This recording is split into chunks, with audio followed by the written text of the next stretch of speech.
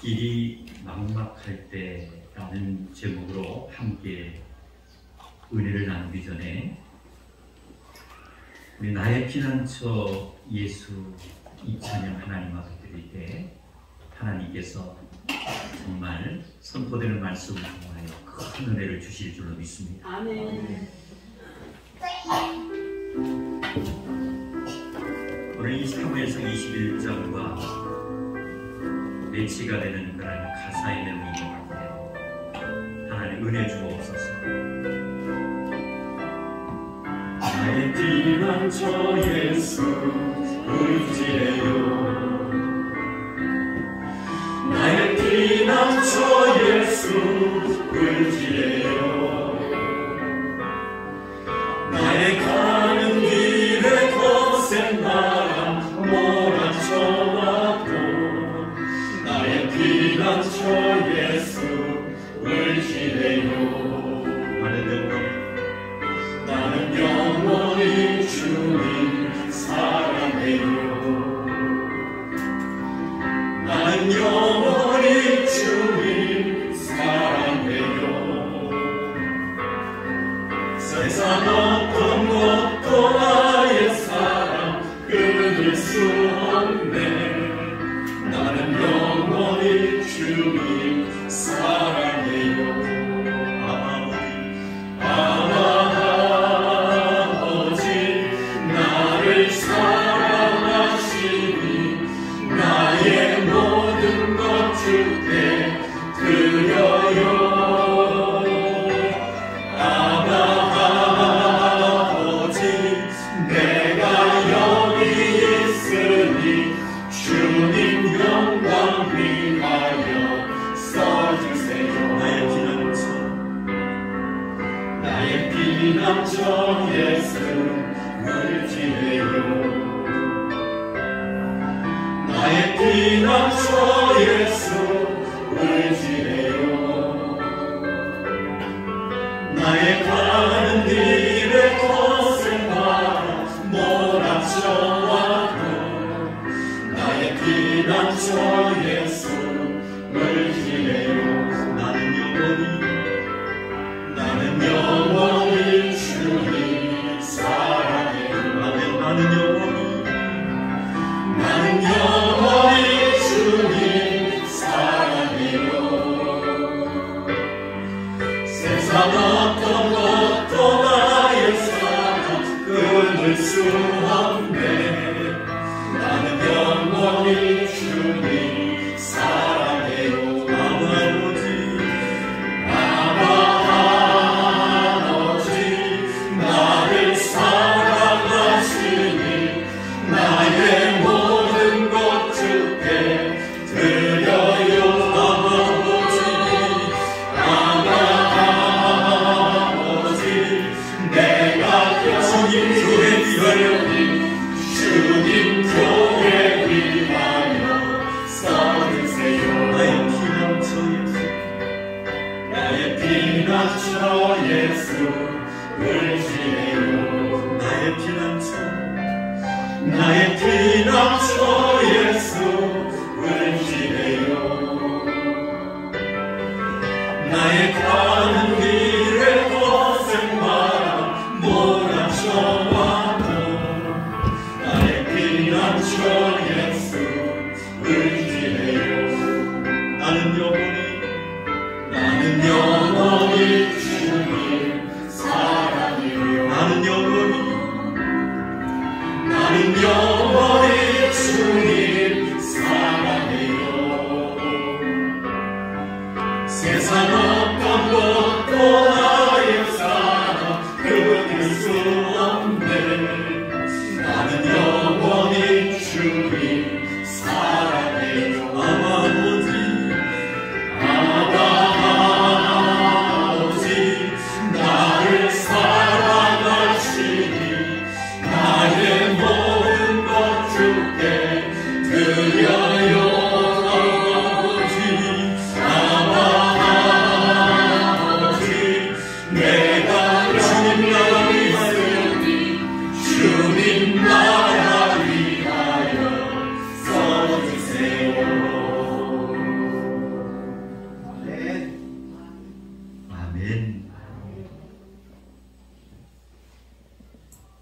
지금까지 인생을 살아오시면서 많은 경험들이 있으시겠지만은 우리가 인생을 살다 보면은 때로는 전혀 앞이 보이지 않고 길이 막혀서 내가 어디로 가야 할지 그리고 어떻게 이러한 난관의 문제를 해결해야 될지 정말 힘들고 고민스러운 그런 시간들도 많이 있었을 것입니다. 오늘 본문 말씀 이 사무엘상 21장 1절 말씀을 보면은 어떤 내용이 기록되어 있냐면 다윗이 사울 왕을 피해서 이제 노베 가가지고 제사장 아히멜렉에게 이르렀다라는 그러한 말씀이 기록되어 있습니다. 다시 말씀드리면 다윗이 사울 왕을 피해 노베 가서 제사장 아히멜렉을 만난다라는 거예요. 이때 다윗은 자기를 죽이려는 사울의 손을 피해 언제 돌아올지 모르는 소위 방랑의 길을 떠나는 그런 상황이었다라는 사실을 우리는 묵상할 수가 있습니다. 사울이 다윗을 죽이려고 혈안이 되어 있잖아요. 그런 상황 속에서 그 자리에 머물러 있으면은 꼼짝없이 지도새도 모르는 사이에 다윗은 사울의 손에 죽을 수밖에 없었어요. 그래서 사울의 손을 피해서 정말 도망치다 보니까 내가 머물러 있던 그 자리에 언제 돌아올지 모르는 방랑의 길을 떠난다라는 것은 다윗에게 있어서는 엄청난 그러한 고통의 시간이었고 순간이었다라는 사실을 우리는 묵상해 볼 수가 있습니다. 그리고 자신의 가족은 물론이고 그동안 자신의 처지를 이해해주고 도와주었던 절친한 친구들이 있었어요. 그 절친한 친구 가운데 대표적인 인물이 바로 누구냐면은 요나단이라는 사람입니다. 이 다윗과 요나단은 우정의 친구지요. 끈을 내야 끊을 수 없는 그러한 각별한 그러한 친구의 사이였습니다. 그런 이제 각별한 친구의 우정까지도 정말 단호하게 끊어버리고 결단하고 사울의 손을 피해서 언제 돌아올지 모르는 방랑의 길을 떠나니 다윗의 처지와 모습을 우리는 생각할 때 나름 정말 다윗은 엄청난 그러한 이제 괴로움과 고난의 시간의 연속이었다는 사실을 우리는 생각해 볼 수가 있습니다. 사랑하는 성도 여러분, 다윗에게 있어서 참으로 말씀드린 것처럼 외롭고 사울의 손에 자칫 잘못하면 죽는다라는 그러한 무서운 시간들을 이제 보내면서 이러한 상황 가운데서 다윗이 취한 신앙의 어떠한 철저한 모습을 우리는 사무엘상 21장 1절로 9절까지 본문을 통해서 우리는 찾아볼 수가 있습니다. 다윗은 정말 어려운 상황 가운데서 철저한 신앙의 모습으로 돌아가는 그러한 이제 모습을 우리가 발견할 수가 있는데 그의 첫 번째가 바로 무엇이냐면은 한번 따라갑시다. 앞길이 막막할 때 하나님 앞에 나아가야 합니다. 할렐루야. 앞길이 막막할 때 다윗은 하나님 앞으로 나아가는 사람이었다라는 사실을 우리는 깨달을 수가 있습니다. 서론에 말씀드린 것처럼 다윗은 어디로 가야 할지 모르는 그야말로 앞길이 정말 막막한 상황이었다. 그런데 이때의 다윗은 당시 하나님께 제사 지내는 성소가 있었던 제사장들의 성읍이라고 했던 노비라는 곳으로 다윗이 이동을 하게 됩니다. 한번 생각해요. 제사 지내는 성소가 있었던 제사장들의 성읍이었던 노부로 떠나게 되었다. 제사 지내는 성소가 있습니다. 그 성소 안에서 제사장들이 하나님 앞에 제사를 지냅니다. 이 제사를 지낸다라는 것은 지금으로 말씀드리면은 하나님을 찬양하고 예배하는 것을 의미하는 것입니다. 그래서 다윗이 이제 정말 그러한 어려운 위기 상황 속에서 인생의 정도로 처절한 그런 고난과 외로움이 닥쳐왔을 때에 하나님 앞으로 이 다윗이 나아가는 모습을 우리는 발견할 수가 있는데, 그것이 바로 방금 말씀드린 제사 지내는 성소가 있었던 제사장들의 성읍이었던 노후로 가게 되었다. 그 이유가 있었어요. 성경을 우리가 묵상하다 보면은 아무도 이 세상에서 다윗을 도와줄 사람은 한 사람도 없다라는 것을 다윗 스스로가 느끼고 깨닫게 됩니다. 그래서 다윗은 여호와의 제사장만은 그래도 자신을 분명히 도와줄 것이라는 사실을 믿었기 때문에 노비라는 곳으로 발걸음을 향하게 되었다.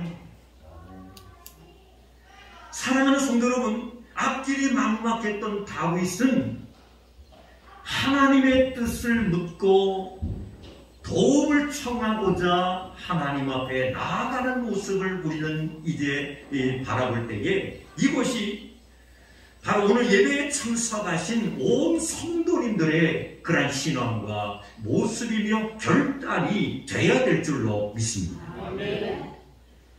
사람은 너나 할 것 없이 누구나 어려운 순간을 이제 만나게 됩니다. 세상 사람들은 어려움에 처하게 되면은 대부분이 어떻게 그 문제를 해결합니까?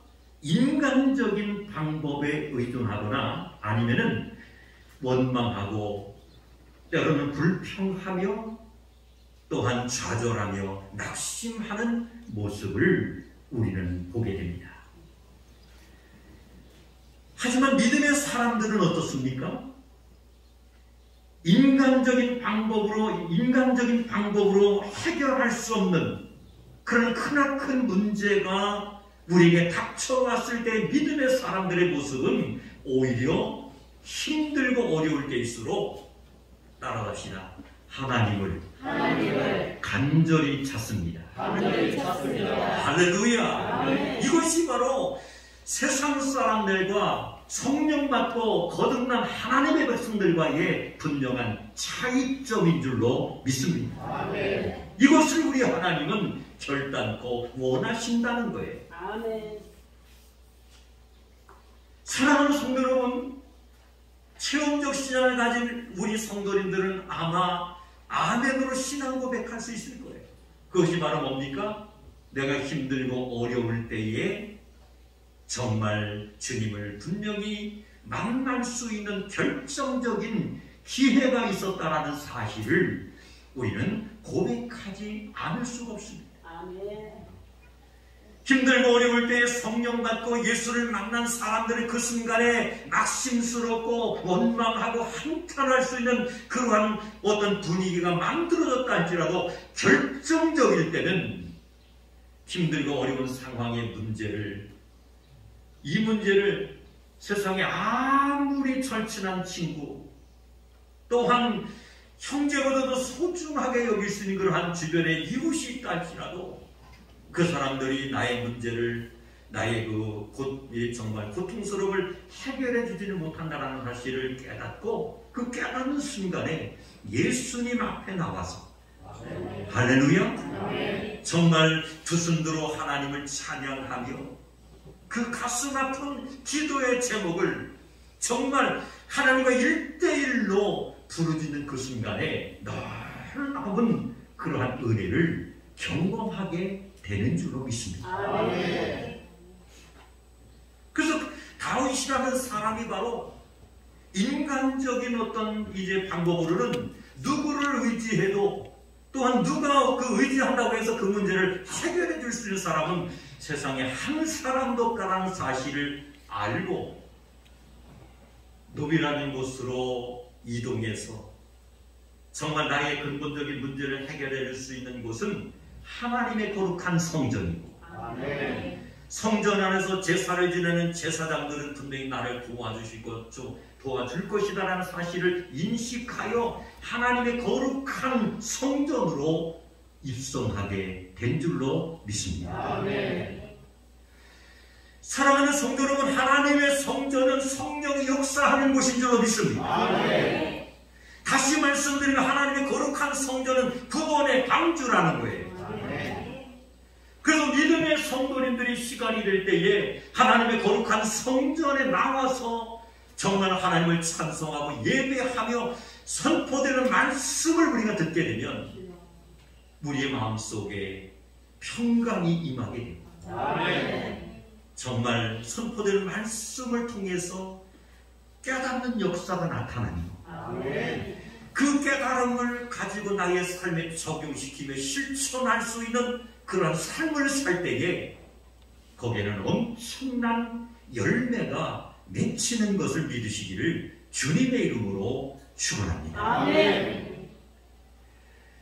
그래서 문제를 해결할 수 있는 분은 오직 하나님 한 분밖에 없음을 다윗은 알았다는 거예요. 두 번째, 다윗에게 있어서는 참으로 외롭고 무서운 그런 시간이었습니다. 외롭고 무서운 시간을 보내면서 다윗이 취한 신앙의 행동은 바로 무엇이냐면은 따라갑시다. 앞길이 막막할 때 말씀이 들리는 곳으로 갑니다. 할렐루야. 다윗은 앞길이 막막할 때에 하나님의 말씀이 선포되고 말씀을 들을 수 있는 곳으로 갔다라는 거예요.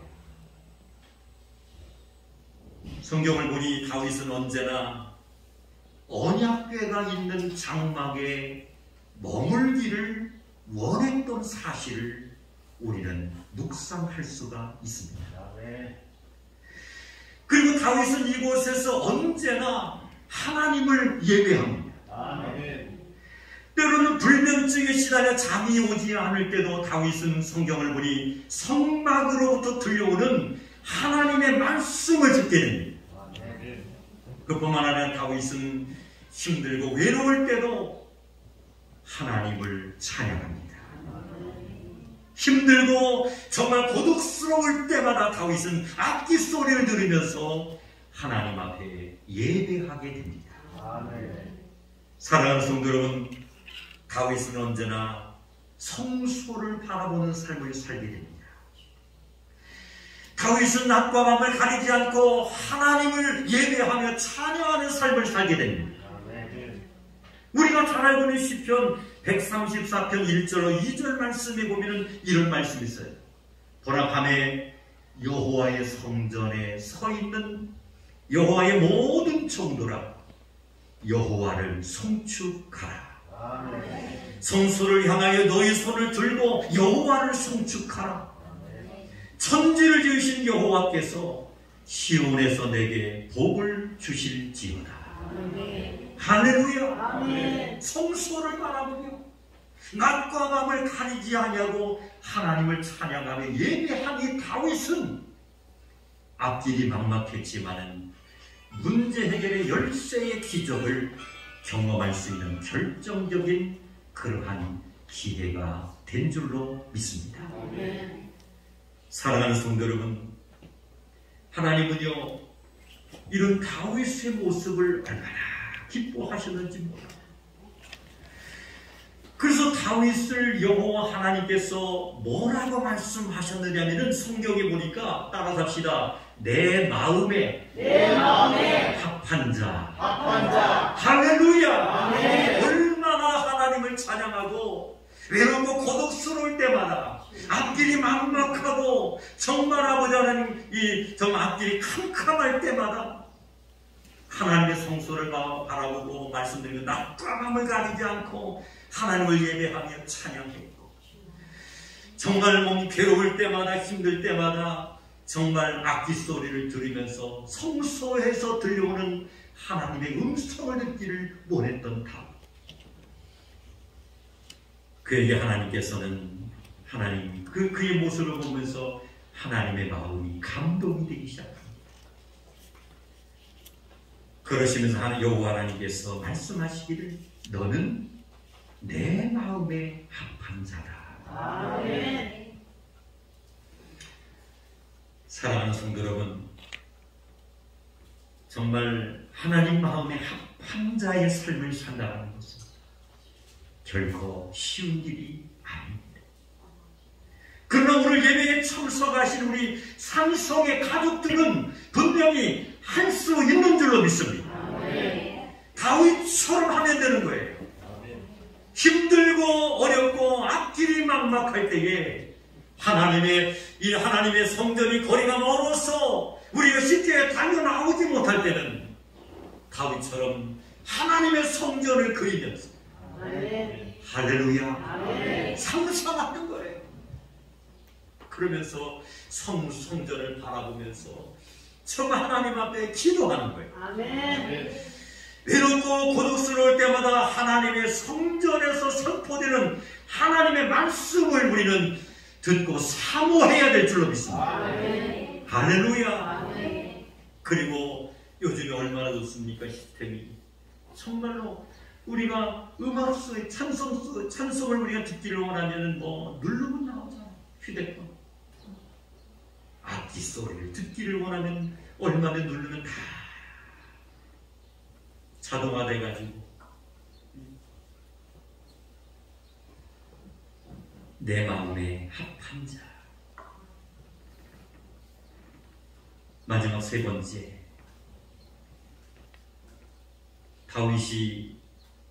다윗에게 있어서 참으로 외롭고 무서운 시간들을 보냈을 때 다윗이 행동한 그런 신앙의 모습을 한번 따라갑시다.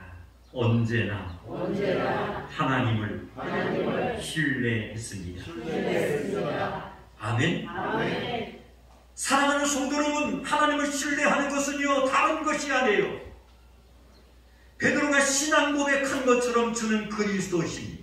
아멘. 살아계신 하나님의 아들이신 줄로 믿습니다. 아멘. 이 믿음이 흔들리지 말아야 되는 거예요. 이것은 입으로만 해서는 아니 되는 겁니다. 우리 가슴 속에서 묻어나오는 그러한 고백이 돼야 되는 거예요. 아멘. 다윗은 앞길이 막막할 때마다 언제나 하나님을 신뢰하는 모습을 우리는 시편 37편을 통해서 분명히 확인할 수가 있습니다. 어떤 상황 가운데서도 하나님을 신뢰할 것을 이 37편의 말씀 속에서는 분명히 강조해주고 있습니다. 그러면서 참고 기다리면은 하나님께서 분명히 우리의 길을 형통하게 하여 주신다라는 그런 약속을 분명히 하고 계신 줄로 믿습니다. 한번 따라합시다. 참고 기다리면 마음의 소원을 이루어 주십니다. 할렐루야. 아멘. 우리 기독교는 인내의 종교입니다. 참아야 되는 거예요. 그리고 우리는 기다려야 되는 거예요. 왜? 우리의 길을 형통케 하시며 마음의 소원을 이루어 주시겠다고 약속한 이 말씀을 묵상해 볼 때 분명한 것은 우리 기독교는 인내해야 됩니다. 하나님 앞에 우리가 선포하며 기도했을 때에 즉시 응답되는 것도 있지만 정말 시간을 두고 역사하는 하나님, 지금까지 기도했는데도 불구하고 전혀 움직이지 않는 것처럼 느껴져요. 그럴 때마다 우리에게는 여러 가지 고독과 여러 가지 문제점들이 우리에게 몰려올 때가 있습니다. 그러나 우리는 참아야 될 줄로 믿습니다. 기다려야 될 줄로 믿습니다. 참고 우리가 기다려 인내할 수 있는 그러한 신앙의 모습을 갖출 수 있다면 분명히 우리 하나님께서는 우리의 길을 형통케 하시며 마음의 소원을 분명히 이루어 주실 줄로 믿습니다. 인생을 살아가면서 도무지 하나님의 뜻을 이해할 수 없는 상황에 처할 때가 있습니다. 너무나 답답하며 막막하며 무엇보다도 왜 하나님이 나를 이런 상황에 처하게 하셨는가 알 수 없어 우리는 괴로울 때가 있다는 거예요. 이러한 상황의 삶이 놓일 때마다 오늘 예배에 참석하신 우리 성도님들은 한 분도 빠짐없이 다윗처럼 하나님 앞에 분명히 나아가시기를 주님의 이름으로 축원합니다. 우리는 어떠한 상황이 놓이고 처한다 할지라도 다윗처럼 우리는 그럴 때마다 하나님 앞에 무릎을 꿇고 여호와 하나님을 찬양하고 또한 성수에서 흘러나오는 하나님의 음성을 듣는 성도, 그럴 때 우리의 모든 고통과 어려움을 이길 수 있는 은혜를 하나님이 주시는데 그 은혜가 바로 무엇이냐면은 피할 길과 해결의 길을 분명히 하나님께서 열어 주실 줄로 믿습니다. 사랑하는 성도 여러분, 이번 한 주간도 무더운 날씨와 우리가 이 싸움을 살아갑니다. 아직도 우리 앞에는 코로나의 이 문제가 해결되지 않아서 정말 답답하게 이 마스크를 착용하고 방역수칙을 지키면서 우리는 이맘만 하루하루 지내고 있습니다. 그렇지만 우리는 절대로 실망하지 마시기를 바랍니다. 용기 잃지 마시기를 바랍니다. 이럴 때일수록 또 힘을 내시고 용기를 내셔서 정말 하나님께서 믿음의 백성들에게 주신 선포의 능력, 정말 기도의 제목을 가지고 하나님 앞에 선포하시고 말씀 붙잡고 선포하시고 찬양으로 하나님 앞에 기도의 제목을 붙잡고 정말 영광 돌릴 수 있는 삶을 살아가셔서 우리 앞길의 모든 막막한 문제를 믿음으로 해결할 수 있는 우리 온 성도님들이 되시기를 주님의 이름으로 축원합니다.